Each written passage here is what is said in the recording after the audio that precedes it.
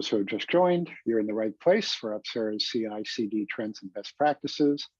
So I'm John Webster, Product Marketing with Opsera, and I'd like to welcome Alireza Chagini, Mark Hornbeek, John Esposito, and Kumar Chivukula. Alireza, why don't you do a quick intro, and then we'll continue with Mark, John, and Kumar. Thank you. Hi, everyone. I'm Alireza, and I'm here from DZone. It's been 20 years. I'm doing the software development, and in the last 6 years, I have been experiencing the DevOps practices. So I have been involved in so many projects as a DevOps engineer or site reliability engineer. And I'm really happy to be here to talk about the CI/CD trends and the best practices together with my other friends. And let's see how it goes. Thank you. Thank you, Alireza. Mark, you're next. Hi, thanks for inviting me to participate in this. Looking forward to it. I'm Mark Hornbeek. I'm CEO of a little boutique consulting firm called Engineering DevOps. Basically, I do consulting for DevOps and things like supporting large companies understanding what it is and how to roadmap that and how to implement. I also do training and content writing projects for various companies. I claim I've been doing DevOps for 46 years, so I'm probably one of the oldest ones. That's why they call me DevOps the Gray. Long before it was called DevOps, I've always been involved in process automation and for development and delivery for most of my career. So thank you for inviting me. Thank you, Mark. We're happy to have you. John? I am John Esposito. I'm a technical architect at Sixth Street Technologies, a consulting firm. I'm also the research analyst at DZone, and I wrote the survey and did the analysis of our latest CI/CD report with a focus on the build aspect and the relation of release pipelines to how software is designed and constructed and improved. Very good. And Kumar. Hey everyone, thanks John and for moderating the panel. And Kumar Chivukula, co-founder and CTO of Opsera. And we started the company, myself and Chandra, a couple of years back. We offer continuous integration orchestration platform. Our goal and vision is to make the software delivery faster, better, and smarter for the enterprise companies as well as developers and DevOps engineers. And we are here to talk about DZone CI/CD report and as well as how we can make things better from some of the areas and how can we provide some insights. Thank you. Thank you. All right, Kumar, I think you were going to kick us off on our first topic. The first topic is the one we have is automated CI/CD, automated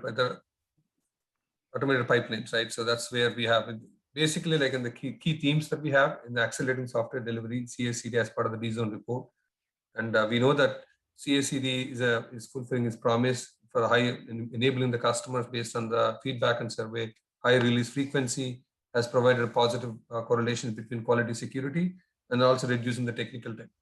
There are a lot of the good points that came in the survey results, and also like people are acknowledging that it's not as easy as people think that CI/CD, right? And a lot of cloud and multiple clouds, multiple tools, multiple variations, technologies, moving from one technology, another technology, another cloud, another cloud, it's always a challenge. And also manual pipelines or declarative and going in a continuous way, it's also a big challenge that we see. And getting the visibility is a long roadmap for many, many teams. And then there are some themes and perspective that came in DZone survey. And then there are some subtopics that we put it together, some of the key themes and topics that we wanted to cover today. One is the automated pipelines, and next one is quality security. How do you do the continuousness of and release and frequency? So these are the three topics, and we will just leverage expertise on the panel and moderate with the help of John, and we'll moderate the panel. And then we'll start with the first one is automated pipelines, how CI/CD pipelines are evolving. And with that context, I'll let Alireza to take the first, get his perspective and opinion and feedback on that. Yeah, maybe it's good to start with this when we always talk about a lot of terms like the CI/CD and DevOps, but I think before we jump into the CI/CD, it's good to mention that why CI/CD also happened and how it's connected to the DevOps. And I would like to mention that one of the things we talk when we start thinking about the DevOps is the software development lifecycle. Before the DevOps, what we were missing was the kind of flow in which we can see the everything is happening in order to create a software, in order to push the code from the development to production.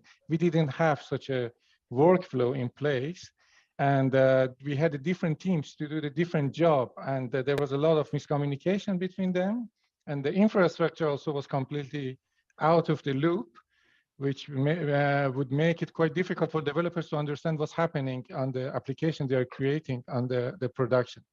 Within a DevOps, we had a chance to start thinking about having a life cycle for the development and put everything in that life cycle.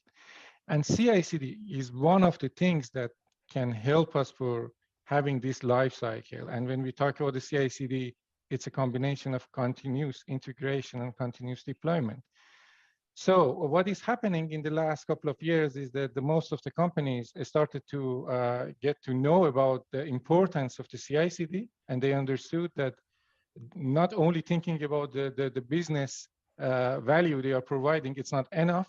How they are going to do that, it's the most important part. So besides to have the agile methodology with the team to understand how you can structure the way of working, you need also to see how you're going to create a structure for your code development. So CI/CD is coming along to help us to create a structure in which developers are able to create the code, develop the code, and constantly improve the code. Within a CI/CD pipeline, we are able to quickly push the code to the different environments, and CI/CD can bring a lot of blocks for us. And in that sense, we can start thinking about the test automation. We can start thinking about the code quality. We can start thinking about the observability.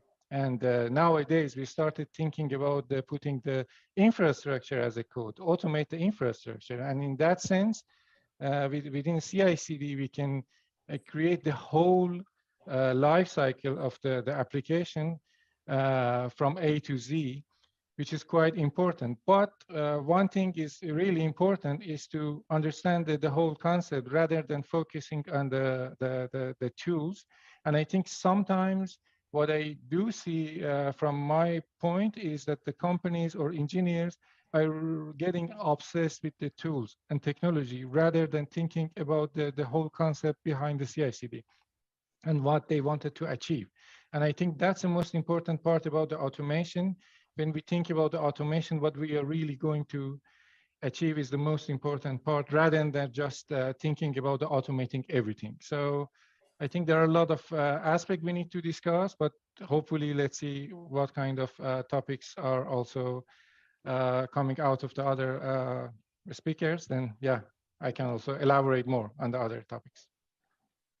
Thank you, Alireza, for providing the summary and context. And yes, there are few things that are emerging along with the CI/CD pipelines. You gave the context of how CI/CD formed and what are the things, benefits, and it's a workflow. It's a way to standardize, way to move the code from code commit to code deploy in a seamless fashion and orchestration fashion. And in doing so, how they can streamline the process and also add the continuous integration and the continuous deployment, continuous delivery, along with testing and automation with approval gates, change management. Make sure that all the manual tasks that goes from point A to point B or point A to point Z can be automated through CI/CD workflow that can be repetitive, that can be do it in a standardized format, and can be extended to multiple applications, multiple technologies. That's the idea behind that. We don't want, every company is a software company now, and we don't want to, people don't want to just continue to deal with this thing in a manual way, and you need to streamline the process. If you don't streamline the process, it's very hard for people to understand who's doing it, what's happening, what's the challenge, and what is the security posture, quality posture. Did we resolve all the challenges and beforehand deployment? Otherwise, you end up going to the surprise of the, hey, I found a security issue. Now I need to go run around and get the approval for security, CISO. And then you are putting the CISO at the risk by giving an exception. The same thing with quality, an exception as well, right? We want to avoid that. And one of the trend that we see in the industry based on the DZone report, it's no longer SDLC application. So you touched upon infrastructure as a code. There's another thing is emerging as part of the infrastructure as a code. A lot of the SaaS applications, they're also trying to join the party and then try to see how can, because more and more people invested in likes of Salesforce and likes of Adobe Experience Manager, APG, and then ServiceNow, Workday. There are large teams are managing that. It's not a code, it's a package deployment, it's the metadata deployment, but concepts are identical. And when you have a larger teams, they want to jump into the same thing because business is forcing them to jump into that, adopt the DevOps and agile methodologies. As a result of that, we see a big shift in the industry. Whatever has been used in SDLC infrastructure as a code, which is emerging, and SaaS applications also coming into the play. They want to see unified architecture, unified framework that can cater to multiple use cases. That's another thing we started to see that with customers. I have a question following up on that, if that's all right. Yep, absolutely. So on the question of how much automation and where to put the automation, a couple of findings that I thought were interesting in this report of ours, and we have a whole research program on this subject that this report is a part of. First of all, like, from a developer perspective, sometimes a target that you're set for, if you have a fairly sloppy manager, is you need a certain percentage of unit test coverage and or integration test coverage. X% of your code needs to be covered.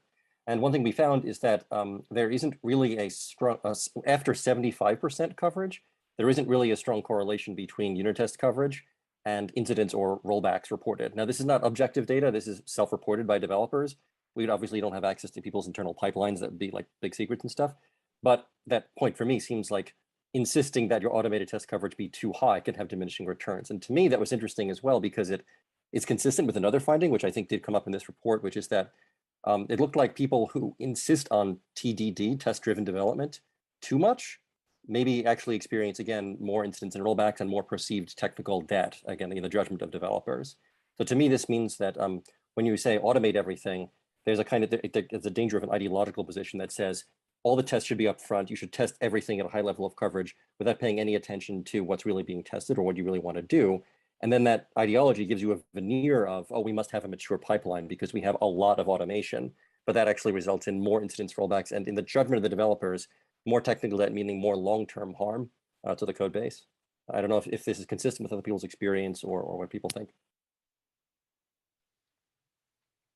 Reza, do you want to take the first crack at it and based on what you brought up with test automation, or do you want us to share the information based on what we see in the industry?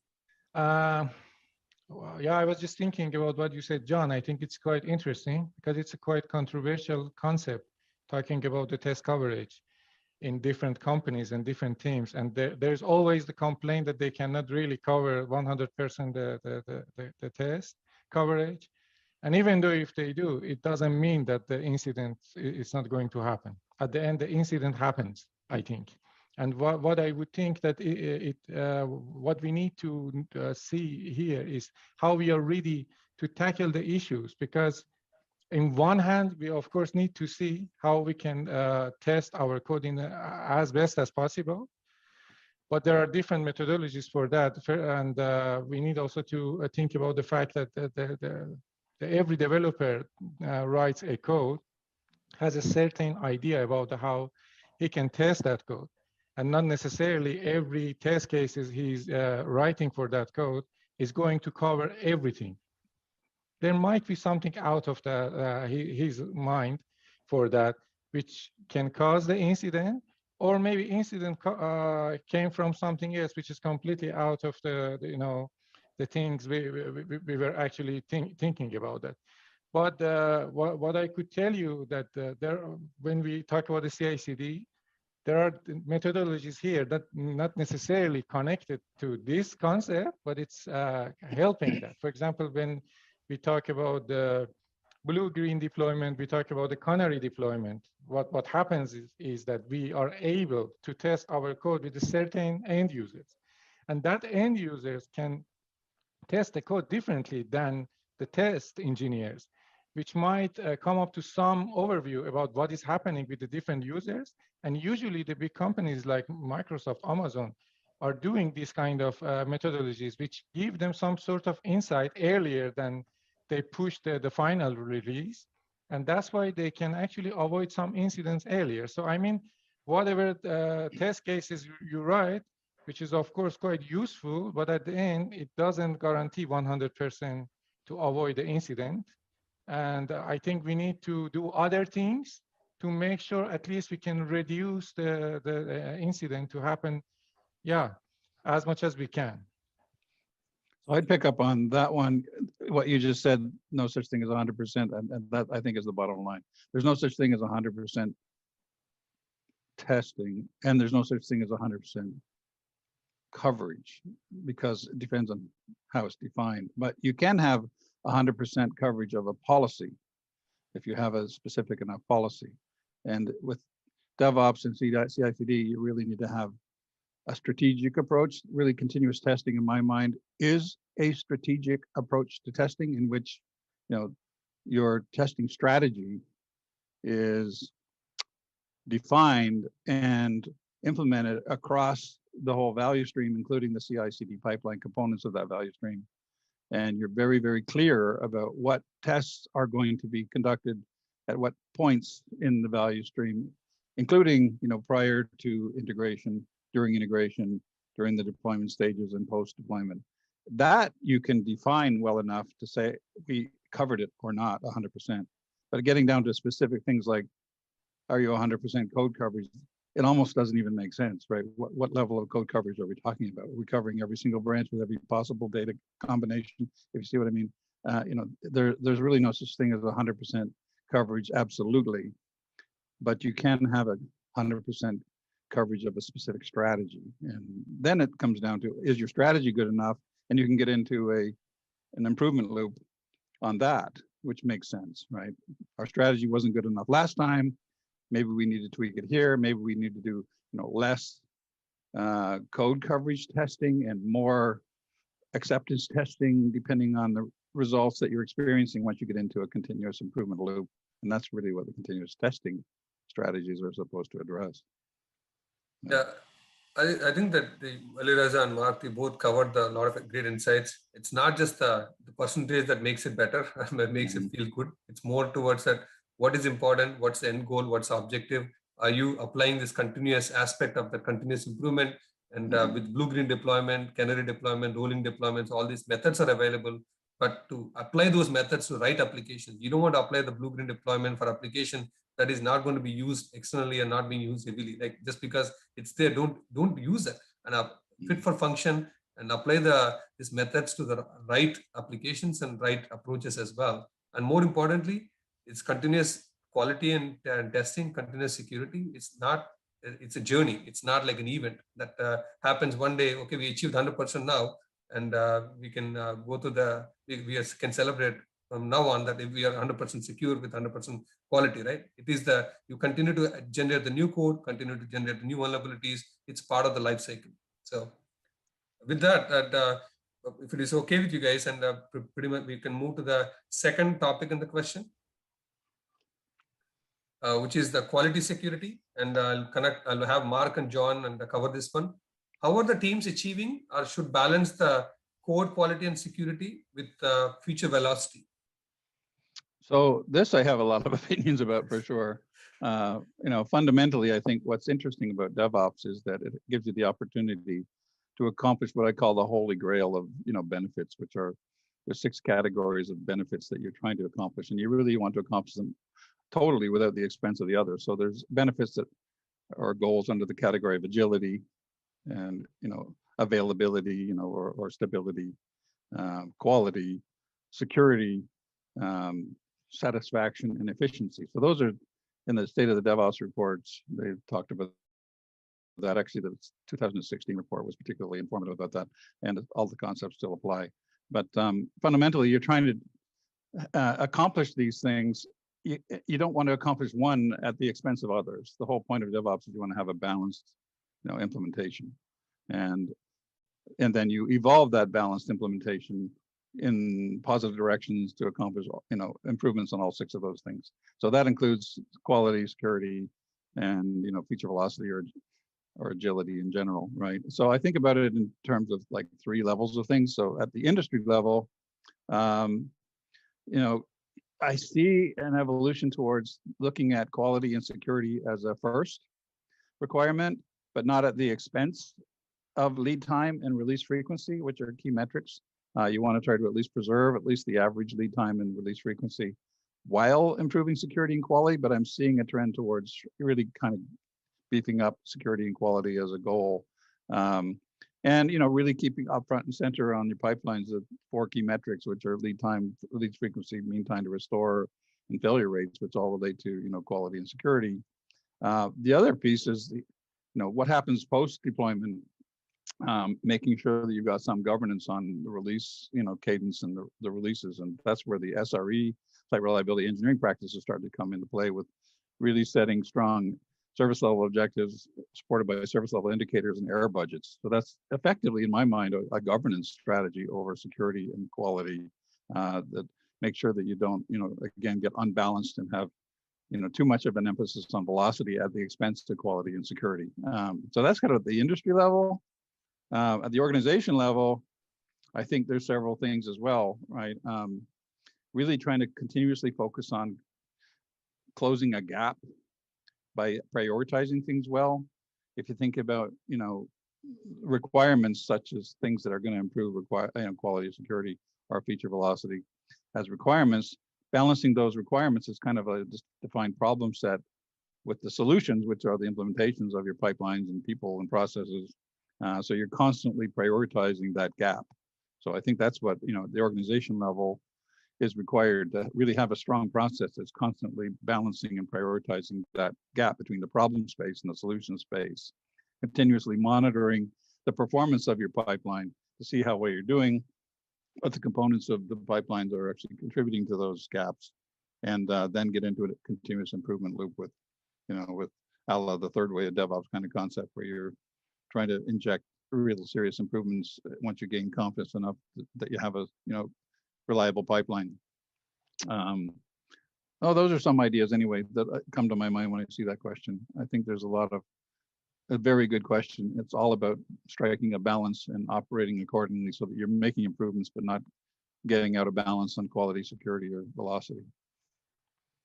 Bang on. I think I'll let John chime in and provide his insights and thoughts as well. Thank you, John.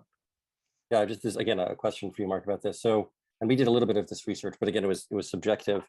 In order to achieve that kind of a spiral where you're continuously improving, where the real world feedback is providing a much more firm foundation, production is a better crucible than your imagination and all of that. Many of the metrics that are used for continuous delivery to me seem a little bit short time horizon, right? Like mean time to recovery, mean time to discovery, regression test duration, deployment, all of these things. They don't, in my mind, easily factor in something like long-term technical debt. And as a developer in a consulting environment that I usually work in, I will, sometimes I'll see a company that has a very mature deployment process right now, or good pipeline, but then you go into their code base and there's a lot of garbage, and it just so happens that hasn't been touched in a long time. But once you touch it, those metrics will go out the window because there was a lot of technical debt that didn't happen to enter into that spiral of feedback. Can you talk a little bit about like how you fit the management of technical debt into that kind of balance between feature velocity and quality and security? Because that can get, if quality is measured in terms of like NTTR and NTTD and so forth, you're not going to necessarily notice the technical debt reliably. Yeah, so you're right. I mean, if you have an escalating technical debt, eventually you're going to be technical debt bankrupt as an organization. You're not going to be getting anything done. So I come back to the word balance, right? That has to be part of the gap closure equation when you're prioritizing your backlog. What really is the problem space from the point of view, what's your ongoing threats and vulnerabilities from a security point of view, or concerns about quality from a quality point of view, versus, trying to make improvements. You may even have to take a step back sometimes. I mean, I think that is totally legitimate, where you may sacrifice lead time sometimes for quality and security. Usually that's the right call rather than the other way around. But yeah, you indeed may have to take a step back sometimes and have, if you like, a maintenance period where you're addressing technical debt. There are different strategies to address technical debt. Sometimes that technical debt should be designed around, maybe it was the wrong implementation in the first place, and some of it's only relevant in the context of the current design, and a better design is a better solution rather than addressing the technical debt. So it really depends on the content of the debt as well. So on that note, regarding developing architecture, so one thing we also found was that there was certainly a correlation between the use of microservices and the deployment velocity. You might expect this, right? Or feature velocity, I should say. But one of the things that, again, in my experience, that one of the issues or problems with microservices is that they can be a little bit harder to notice technical debt in. because there's a lot of complexity in the overall system that isn't located in any given service, right? And the more services you have, the harder it is to notice that, to use standard kind of like, standard like static analysis metrics to figure that out. Have you noticed anything over time, because I think you have more experience observing this, in terms of architectures that have improved or harmed people's ability to take feedback in and improve continuously through through service-oriented architecture, through microservices, through return to monoliths as we have in some places? Well, there's no question, the migration from a monolith or a partitions system into full microservices with many basically interworking microservices, which are supposed to be independent, but they often are not. Ultimately, you have to stand back from it and have a process that will deal with that complexity. You're trading off one kind of complexity for another kind of complexity.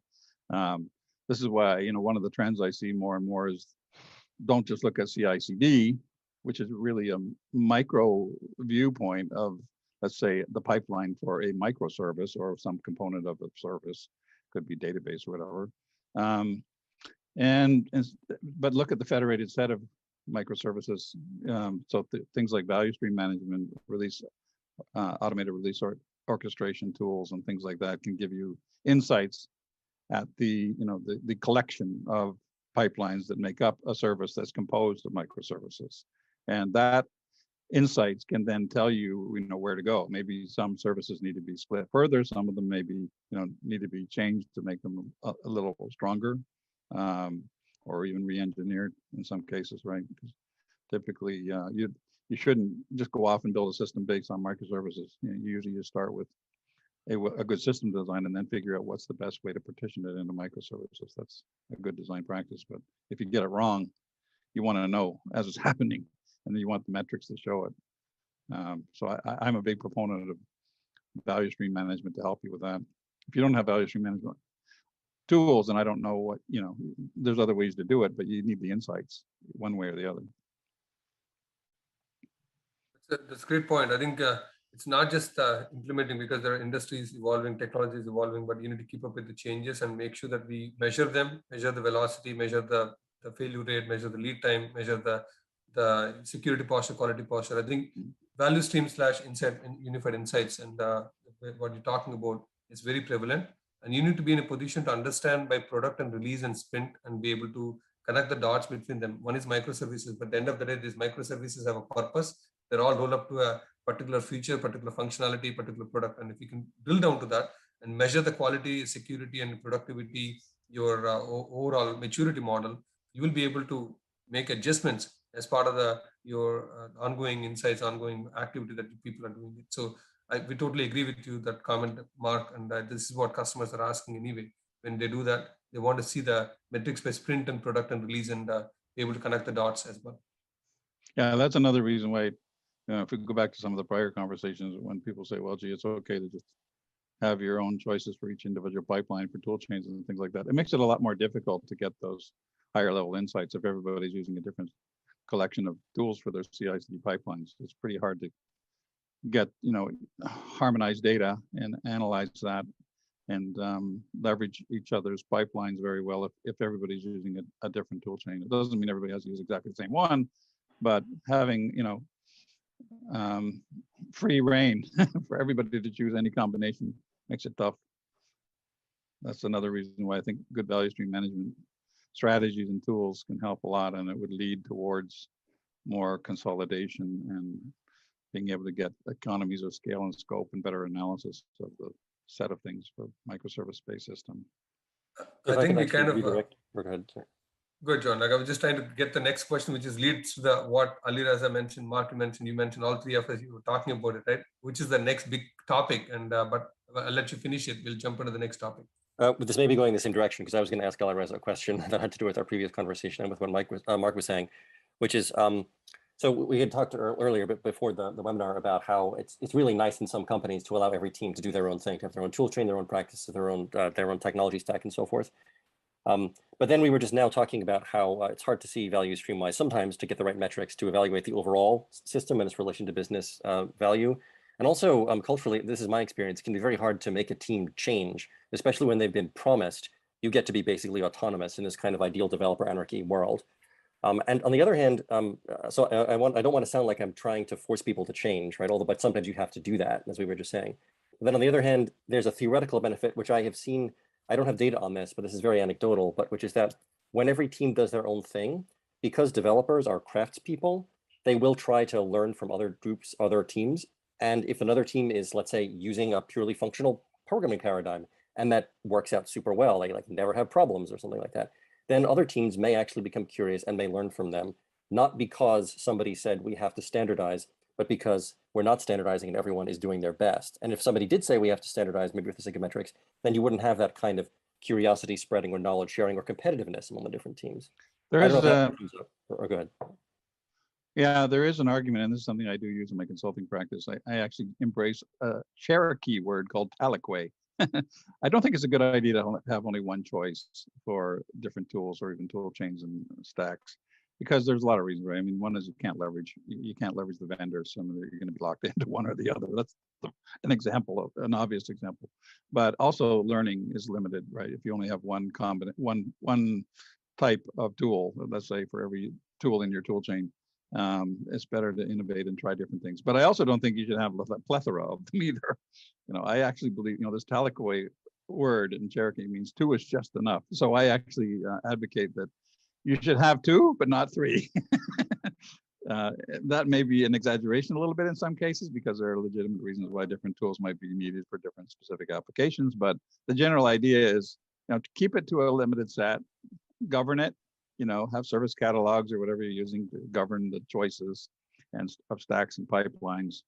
But but at the same time, don't let it sprawl too much. I'm currently involved in exactly that project. A financial services company is trying to evolve from something like 56 different kinds of tool chains down to 3 choices, and it's like a 7-month project just to do a lift and shift of some of the tools, just the version management and artifact repository components of their tool sets is still like 7 months to move them all. There's really not a lot of value add when you get into that point of just simply doing the move. The value add comes later, but it's a painful exercise in the meantime. Yeah. I wanted to say something about your question, John, because you were mentioning about the forcing the developers for the change. I think that's something interesting about the DevOps mindset, because usually in the organizations, they are doing a lot of trainings. They send people to the trainings outside to do the certification, Azure certification, AWS certification, and so on. But still, the question is why DevOps is not happening in the organization, because they think DevOps is just a matter of some knowledge, people can get it, and then from the day tomorrow, they are DevOps, and the team is DevOps, and everything they are doing is DevOps. What is missing here, it's really simple, it's the sense of urgency. For example, when we talk about the release frequency, and the release frequency in one organization is per quarter. If they don't feel the urgency of doing the release frequency every 2 weeks or shorter or whatever, so whatever you do doesn't matter, even for what reason you want to apply the CI/CD, what kind of tools you are going to use. The goal you are going to choose is quite important. I would say you need to have a cause as a team. You need to see where you are and where you want to go. And based on that, you can actually shape your mind about the tools you are going to choose based on some criteria you need to also define, because some people like myself, I'm Microsoft based, so I'm not really kind of familiar with the old Linux space or the open source tools. So I would rather to go for the Microsoft based tools, for example. Some other people have some other options, but I'm not biased these days, because what I always think in any project is to see how I can help this company to achieve the goal. It doesn't matter if it's on AWS, if it's on Azure. So I think it's really important not to be biased and not just to see the personal interest. And it's important to see how we can actually add some value to the existing value stream map. And yeah, I think that's one of the things. And the other thing is that that mindset you were saying is happening during the time. And if people don't have it, yeah, by bringing so many technologies, different tools, you cannot really achieve the goal you are expecting. Absolutely. I think we touched upon the third question. You guys are already covering this one. It, basically continuous integration and as well as orchestration with insights and why it is important, release frequency. Pretty much you touched on all of them. I think one couple of things, and Mark, you brought up that we don't want to limit the choice, but at the same token, we don't want to give. It's very hard to do the governance. We do see that. I think, but sometimes when you have applications that are not designed to do that, and sometimes applications that requires a specific tools for that to serve their needs, and you will have to embrace the diverse set of tools. And it's not that they want to limit to one or two tools. That sometimes customers are forced to select more than two tools to ensure that they achieve the respect to compliance, security, or testing and what have you, right? So in doing so, it's how do you provide the insights in a way, in a manner where they can still be able to make smart decisions, intelligent decisions. I think there are ways we can do that, and that's something that we can touch upon it. Given the opportunity in the next few minutes, we can cover that, how we are helping the customers by giving the choice, by giving the freedom, by giving the flexibility, how we're able to enable them across the various stages of the DevOps lifecycle. We agree with you. It's not about tools. It's just not about training. It's not about certification. It's a culture. It's a mindset. If a culture is that I want to deliver the software in a manner where I want to go in a continuous way, and that's one objective. Second thing is I want to streamline my process and so that I can automate. That's a different objective. And again, it goes back to OKRs and the goals and objectives that they have, and they can streamline and structure the DevOps methodologies and practices around that. It's not like one size fits all model. What works in Netflix is not going to work for everybody. What works in Amazon is not going to work for everybody. That there is a reason that they're doing it, and the scale is different, the opportunity is different, the customers are different, personas are different. So having said that, any other final thoughts on that one, and from any of the questions that we talked about it, and in terms of continuous of CI/CD, continuous orchestration, evolution of that, unified insights, or continuous quality security. I know this 1 hour is not good enough. We will need more time, but anything that you want, any closing thoughts from each of you? I had a thought on the diversity of tools point and the balance of complexity of or number of tools point in relation to what Alireza had said as well about keeping your eye on the goal.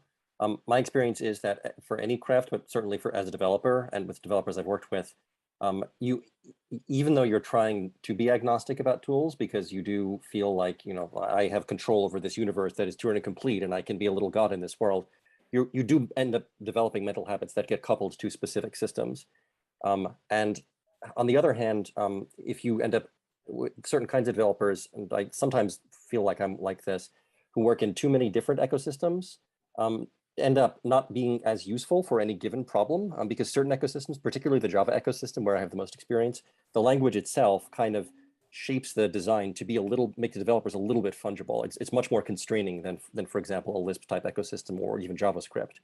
So what I wonder is, I think there might be a specific set of types of technologies that it might be good to keep in mind to have set across, spread across your developer, your tools, your team. And that goes, I think, on the DevOps side as well for DevOps specialists, like everybody's not excess and not just a number, but make sure that they're balanced in some way. Like maybe you have done some functional programming and some object-oriented programming at some substantial level, something like that. Or maybe you've also done a little bit of a language that's kind of a little bit more safe in hand-holding and a little bit more of a language that allows you to do direct memory access or something like that.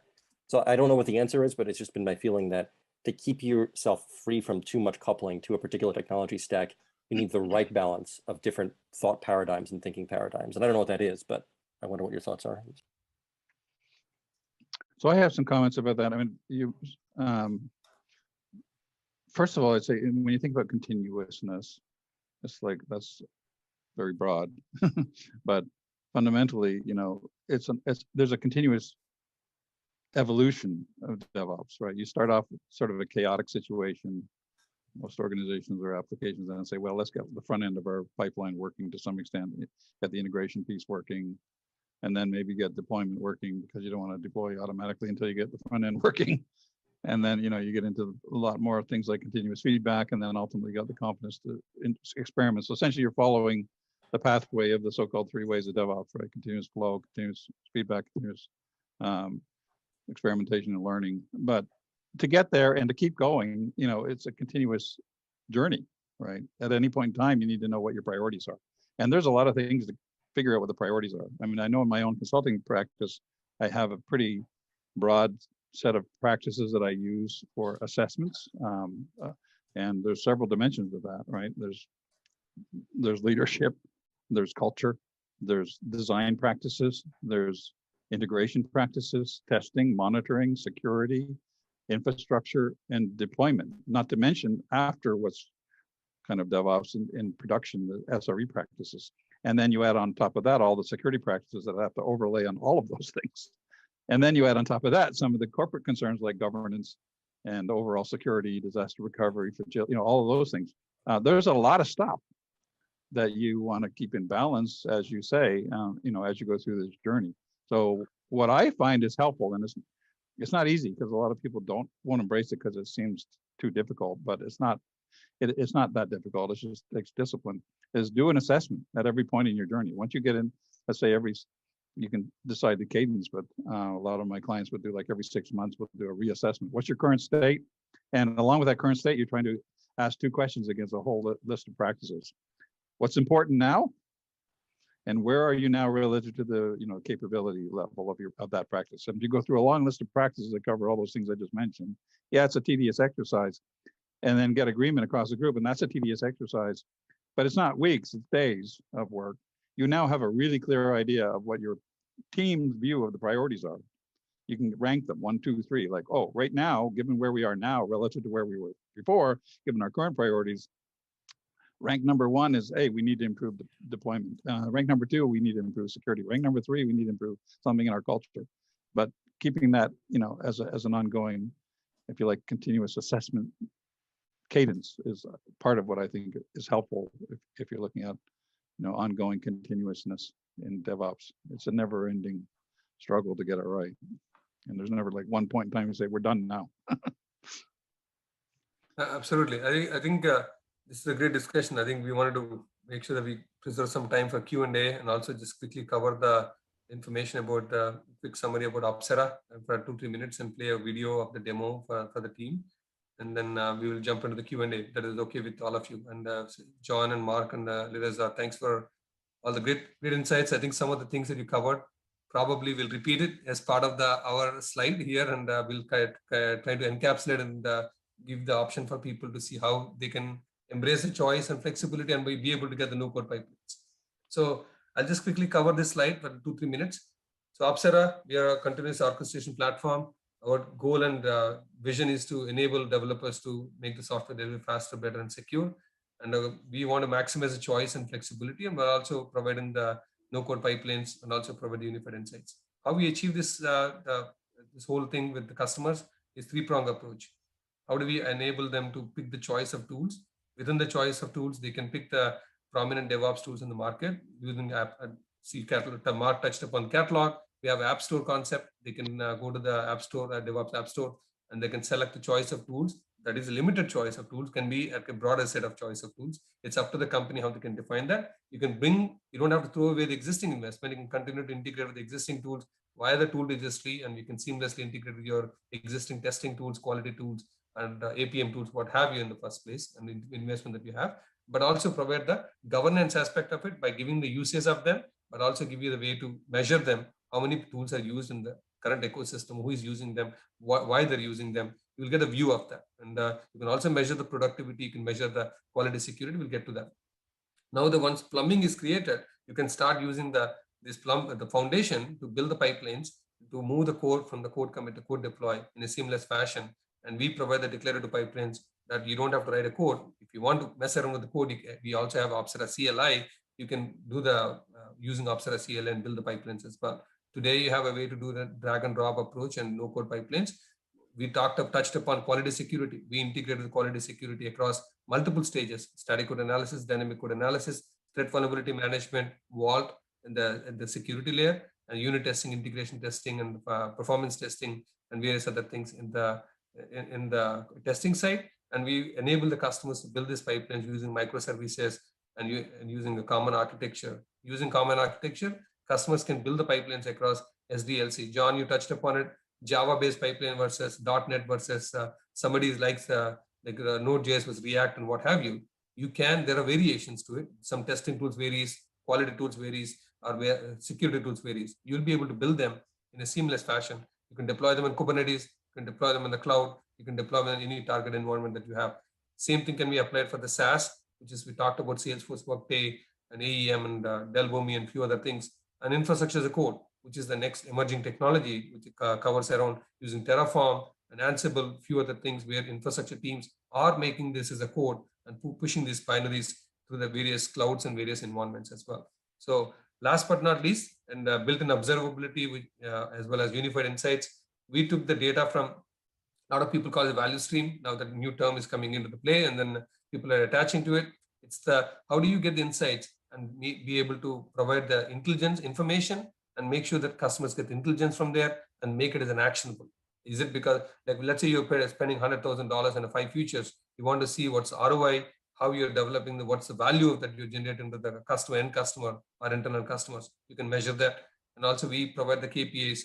We took the inspiration from NIST, Department of Defense, DORA, Gartner, and a few other things, and then put together 100+ KPIs across 5 dimensions: planning, pipeline, quality, and operations. We provide aggregated data in a contextualized format so the customers can make decisions faster, and also blueprints and audit and compliance, where in which you can go back in time and compare the nodes, compare the pipelines, and see what went wrong, what happened last week, what happened yesterday, what happened today. You can compare between the builds, between the blueprints as well. In a nutshell, we are a continuous orchestrator where we provide maximizing the choice of tools and maximizing the automation by providing the customers to use this platform to build the various use cases like be it SDLC and SaaS and IAC, but also get the visibility, but without taking away choice and provide the governance on top of it.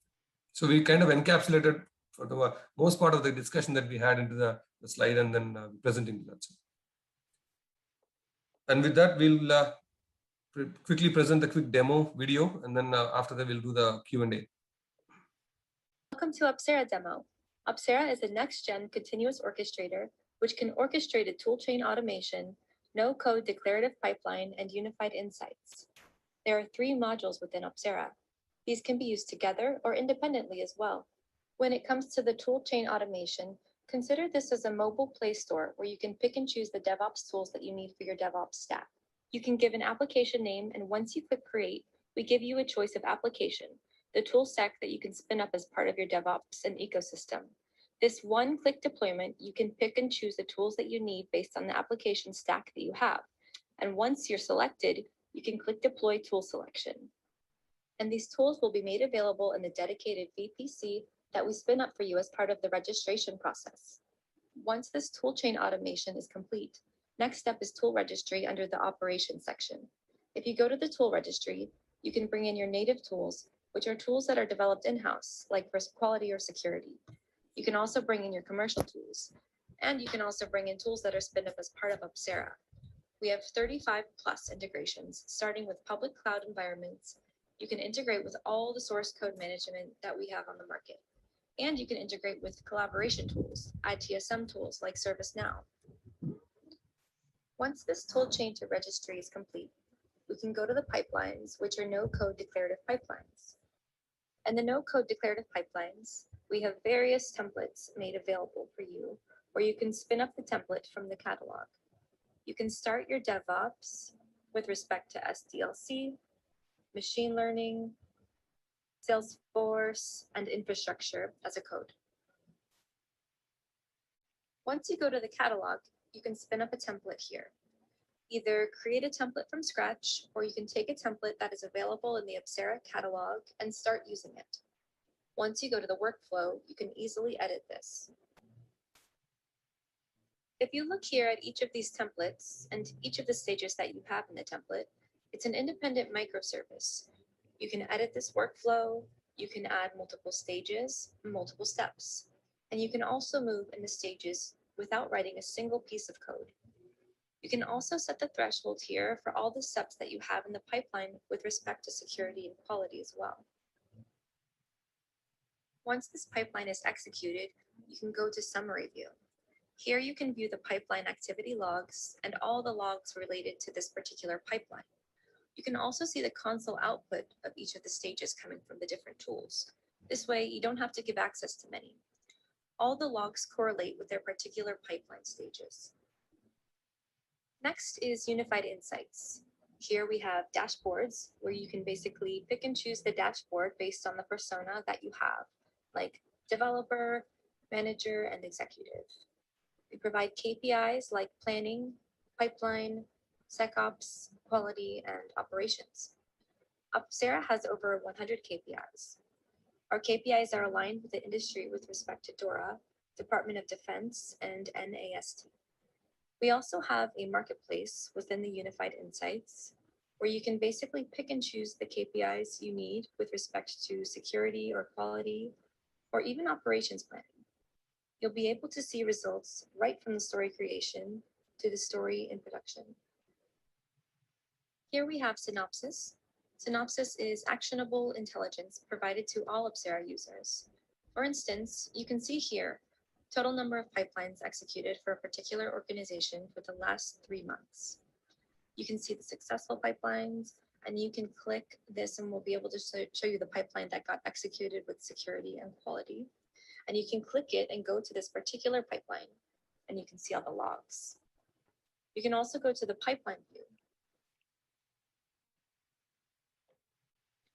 We also have something called Build Blueprint. Blueprints are a way you can compare your system logs as part of your DevOps pipeline step by step. You can also download this as a PDF, and you can upload it into Jira ticket as a part of the release.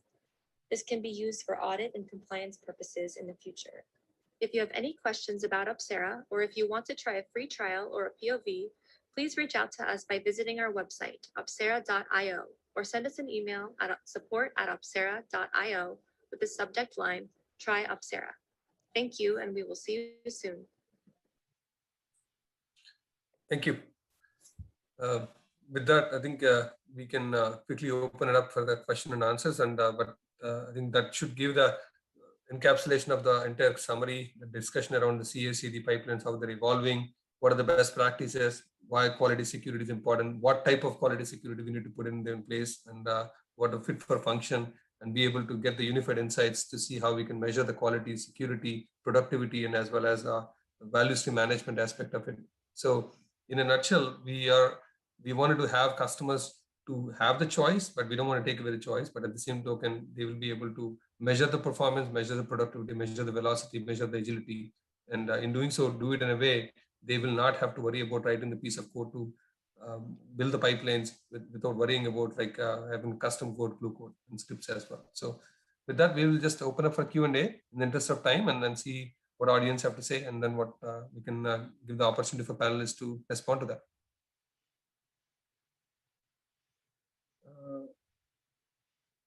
So some of the questions that came in, and the questions here,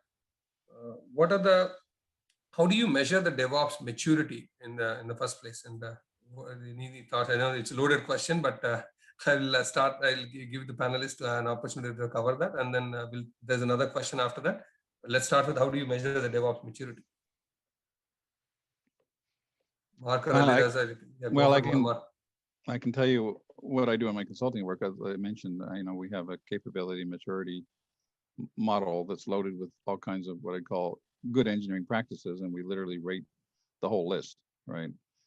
It's a weighted rating, not only an absolute rating of how good is a particular practice, but also how important it is it relative to your situation, because I think that's just as important. You may have something that's really an indication of maturity, but it's not relevant to your organization, so don't count it very well, right? Weight it accordingly. But there are a lot of models out there. DORA has a model.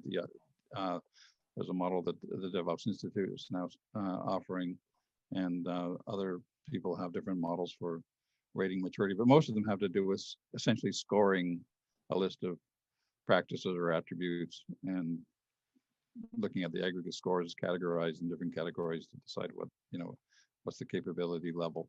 So that's one way to look at it. Thank you, Mark. Alireza, do you have anything to add to that question? No, I think Mark already mentioned most of it. Usually it's more common in the big organization having this kind of matrix. I think they're really good at it to create this kind of matrix for several hundred teams. But I think it's also important what you mentioned about the Opsera what I really liked about, I haven't seen this video before, so it was first time for me to see the features. I was really amazed by the fact that you said it's already provided with some KPIs. I think it's important, beside to have that maturity, it's also understand if we are really improving at some point. So I think it's good to have some KPIs within every team, can be defined, of course, differently, but it's good to see time to time to see if we are really improving based on what we defined. And yeah, of course, CI/CD pipeline is one of the maturity things in every DevOps team that you need to have to be able to start doing things in a different way. Thank you. John, anything you want to add? I think I agree with all that. Maybe we can link to one of those matrices, suggested matrices, in some show notes. Absolutely. So there's a last question. Probably there are two more, but I'll just cover the last question. I think that maybe probably to me in this case, we mentioned CI/CD for SaaS applications. What are some examples? What are the current trends? So SaaS applications, what we are seeing is mostly Salesforce, Adobe Experience Manager, Dell Boomi, Workday, ServiceNow. The SaaS applications becoming mainstream applications. The lack of better way, one of the customers said birth rate applications in IT, and basically these applications are becoming prevalent, and there are default for many shops, and the bunch of teams developing the code on top of it, and then they're able to move from sandbox to development to QA to UAT to production. Same life cycle, but different way of doing the things. And we see the trends where people, when they reach the point where 3 to 4 developers start working on it, they wanted to have a way to coordinate it just like any other SDLC, and they wanted to move with business with the agility and velocity. And as a result of that, they are forced to adopt the DevOps practices and along with CI/CD pipelines. And more importantly, we can also chime in, and we can also come in and help them with the end-to-end visibility along with it. So I can let John is very much have a lot of John has a lot of experience with respect to Salesforce and a few other things. I'll let him chime in and provide his viewpoint as well. I can just mention concretely. So a lot of our work is on the Salesforce ecosystem, and Salesforce has both their low-code tools and also a full-fledged platform as a service. One of the oldest true like passes, actually what they used to call force.com. And in the old days, that was very much not like source driven. So basically like all configurations had to be done by clicking a bunch of times, and you had to write out these long checklists to do any metadata. Increasingly, and this keeps going more and more, even pure SaaS, like or pure PaaS SaaS deployments, like in Salesforce, are have infrastructure as code. So even the Salesforce platform itself has been opening up a lot more because of the pressure from DevOps to make sure that you can make environments truly truly fungible, for example, truly write-only, that sort of thing. So even like the oldest fashioned, like most closed kind of like SaaS ecosystem is responding. And from my point of view, as a consultant, it makes everything much easier and much less stressful. Otherwise, literally the checklist would be like 400 items long, and all it was clicking a bunch of things about like which tables to index and stuff, all of which should be in your source repository. So I think there's one last question. I don't know whether we have time for this one or not, but it came from what's your perspective on automated rollback and rollback validation during the design phase of SDLC? Yeah, if I understood correctly about the automated rollback, yeah, it depends to what kind of technology stack you're using. For example, at the moment, most of the teams that are looking for the container-based architecture, which makes it quite easy for teams to think about the rollback, because whenever you need to roll back to the previous version, if you're using Kubernetes or Docker, you can easily roll back to the previous version without any problem. Or if you're not using the Kubernetes or Docker-based application, you can also go for the blue-green deployment, which can easily, you can switch between the servers. But about the rollback validation, I didn't understand what was the question about the validation, or even I don't have experience about that. So maybe we can take the question and provide the update based on the panel. I'll reach out to the panel and get the information, send the summary to the person that reached out to us. With that, like we sincerely appreciate John and Mark. We lost Mark for some reason, and Ali Raza for your time and insights, and appreciate your feedback and sharing your personal experience along with your professional experience to the larger audience. And we sincerely thank you. And if you have any questions, email us at to reach out to me, kumar@opsera.io. If you're interested in our solution, reach out to the opsera.io for sign up for demo or any other. If you want to work with the POV, we can happy to work with you as well. So feel free to reach out to us, and we'll reach out to you with a question, that last question, and to the panelists, to one of the attendees as well. Thank you once again, and we look forward. I hope you enjoyed the session. We look forward to talking to you guys in the next webinar session as well. Thank you.